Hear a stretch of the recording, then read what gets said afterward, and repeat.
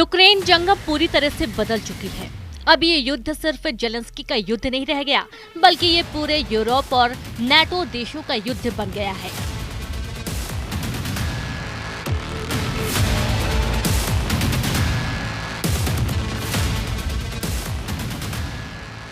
White house के Oval office में Zelensky और ट्रंप के बीच हुई तीखी बहस ने यूक्रेन युद्ध के सारे समीकरण बदल दिए हैं। लंदन में राष्ट्रपति जेलेंस्की का जिस तरह से ब्रिटिश पीएम कीर स्टारमर ने स्वागत किया, उसने अमेरिका और रूस को हैरान कर दिया है। हैरानी इस बात की भी हो रही है कि लंदन में रूस के खिलाफ आपातकाल युद्ध की शुरुआत हो चुकी है। लगभग 12 यूरोपीय देश महज 36 घंटे के अंदर लंदन में वॉर प्लान बनाने में जुटे हुए हैं।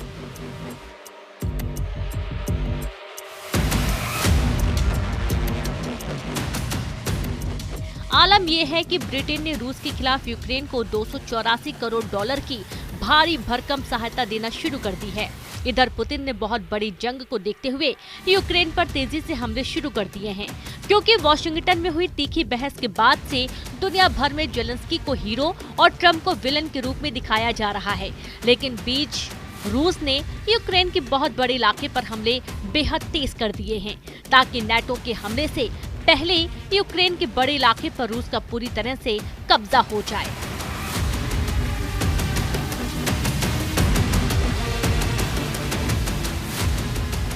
हम आपको पूरी खबर बताएंगे कि लंदन पहुंचे जेलेंस्की का हीरो की तरह स्वागत क्यों किया गया और अमेरिका में ट्रंप और जेलेंस्की के बीच हुई तीखी बहस पर सबसे बड़ा खुलासा क्या हुआ है। लेकिन उससे पहले आप ये जान लीजिए कि यूक्रेन को रूस से बचाने के लिए यूक्रेन और रूस से सटे नाटो देशों के बॉर्डर पर क्या तैयारियां शुरू हो चुकी हैं। खुफिया खबरों में दावा किया गया है कि नाटो देश पोलैंड, एस्टोनिया, लातविया और लिथुआनिया की तरफ से रूस पर हमले की तैयारी शुरू हो चुकी है। यानी अब नाटो और यूरोपीय संघ के लाखों सैनिक रूस पर हमला कर सकते हैं। कुछ दावों के मुताबिक ब्रिटेन की राजधानी लंदन में आपातकाल युद्ध को जो तैयारियां चल रही हैं, वो सीधे सीधे तीसरे विश्व युद्ध के संकेत दे रही हैं। जरा देखिए, लंदन में यूक्रेन के राष्ट्रपति जेलेंस्की के सामने कौन कौन से यूरोपीय देश रूस से सीधी जंग को तैयार हो रहे हैं।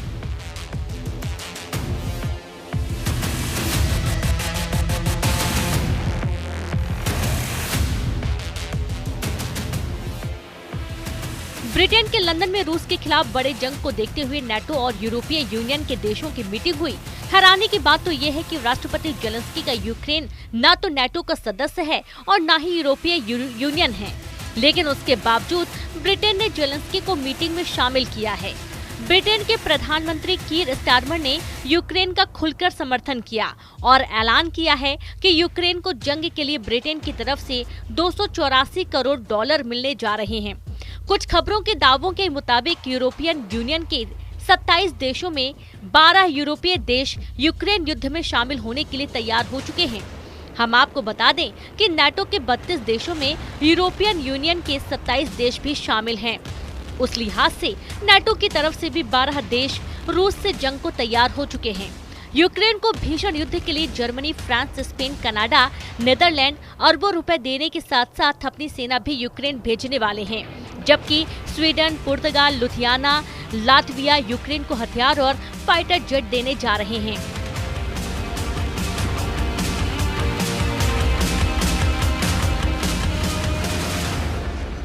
वहीं Norway, Ireland, Finland, Denmark, Austria, Moldova, Romania, Slovakia, Hungary, Poland अपनी सेना, पैसा और हथियार तीनों से मदद को तैयार हो गए हैं। पोलैंड ने तो नाटो और यूरोपियन यूनियन की तरफ से रूस के खिलाफ खुलकर जंग करने का ऐलान भी कर दिया है। इन हालातों को देखकर साफ कहा जा सकता है कि यूक्रेन और यूरोप किसी भी कीमत पर युद्ध रोकना नहीं चाहते और न ही पुतिन के साथ युद्ध विराम को तैयार हैं। जानकारों का दावा है कि यूरोप और अमेरिका को छोड़कर नाटो देशों को लगता है अगर रूस ने यूक्रेन को जंग में हरा दिया तो फिर पुतिन यूरोप को भी रौंद डालेंगे।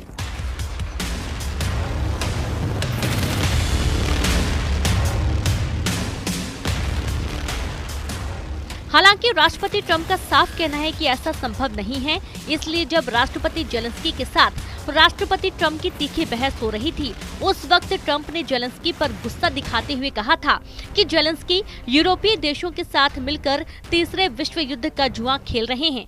जेलेंस्की दुनिया को थर्ड वर्ल्ड वॉर में झोंकने की तैयारी कर रहे हैं।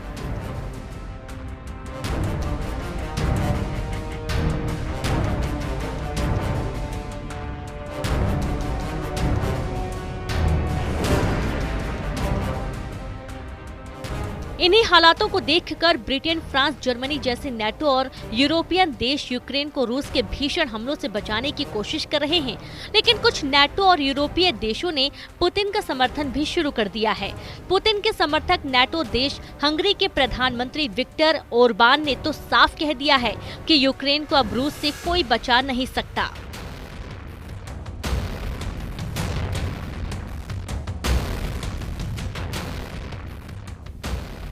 नेटो देशों में फूट का सबसे बड़ा सबूत नेटो देश हंगरी की तरफ से साफ देखा जा सकता है।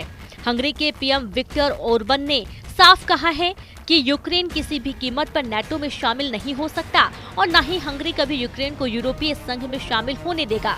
पुतिन के समर्थक माने जाने वाले विक्टर ओरबान ने यहाँ तक कह दिया है कि राष्ट्रपति जेलेंस्की का यूक्रेन एक हारी जंग लड़ रहा है, जिसका अंत रूस के हाथों तय है।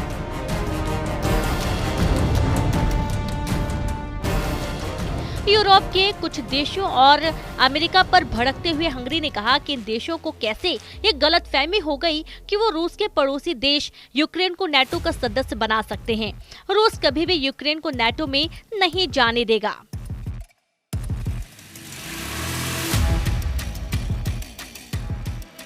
युद्ध वास्तव में यूक्रेन के बारे में भी नहीं है, बल्कि यूक्रेन नामक क्षेत्र के बारे में है, जो अब तक नाटो और रूस के बीच एक बफर जोन, एक बफर राज्य रहा है, जिसे नाटो के तत्वाधान में रखा गया है। यूरोपीय और अमेरिकी उदारवादियों ने क्यों सोचा कि रूसी इस मूर्खतापूर्ण कार्रवाई को देखेंगे, यह अभी भी एक रहस्य है।